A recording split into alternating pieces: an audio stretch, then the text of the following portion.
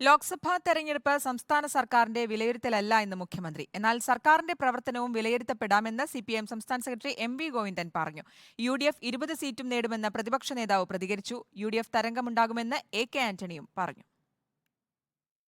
ഈ തെരഞ്ഞെടുപ്പ് എൽ.ഡി.എഫിന് കേരളം ചരിത്ര വിജയം സമ്മാനിക്കുന്ന തെരഞ്ഞെടുപ്പായിരിക്കും. രാഷ്ട്രത്തിന്റെ സംരക്ഷണത്തിന് ഇതാണ് ഏറ്റവും പ്രധാനപ്പെട്ട അവസരമെന്ന് ഇന്ത്യയിലെ ജനങ്ങളാകെ തിരിച്ചറിഞ്ഞുകൊണ്ട് ബി.ജെ.പിക്കെതിരെയുള്ള വലിയൊരു മുന്നേറ്റം എല്ലായിടങ്ങളിലും ഉയർന്നു വരികയാണ്.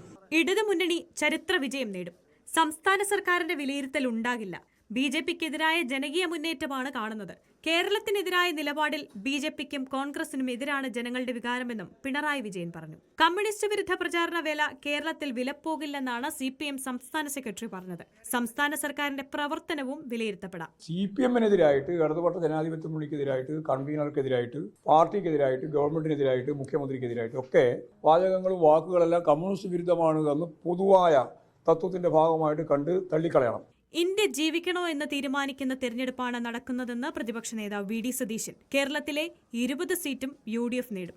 വലിയ പ്രധാനപ്പെട്ട തെരഞ്ഞെടുപ്പാണ്. നമ്മുടെ രാജ്യം ജീവിക്കണമോ മരിക്കണമോ എന്നുള്ള ചോദ്യം ഉയരുന്നൊരു തെരഞ്ഞെടുപ്പാണ്.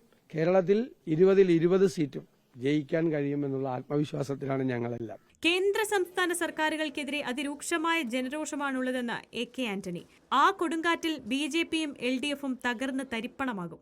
കേരളമൊട്ടാകെ അതിരൂക്ഷമായ ജനരോഷത്തിന്റെ കൊടുങ്കാറ്റ് കേന്ദ്ര ഗവൺമെന്റിനും കേരള ഗവൺമെന്റിനെതിരായി ആഞ്ഞു വീശുകയാണ്. ഈ ശക്തമായ ജനരോഷത്തിന്റെ ആ കൊടുങ്കാറ്റിന്റെ ശക്തിയിൽ ഇടതുമുന്നണി തകരും, ബി.ജെ.പി തകർന്ന് തരിപ്പണമാകും. കേരളത്തിൽ ഇത്തവണ അത്ഭുതങ്ങൾ സൃഷ്ടിക്കുമെന്നാണ് ബി.ജെ.പി നേതാക്കൾ പ്രതീക്ഷ പങ്കുവയ്ക്കുന്നത്.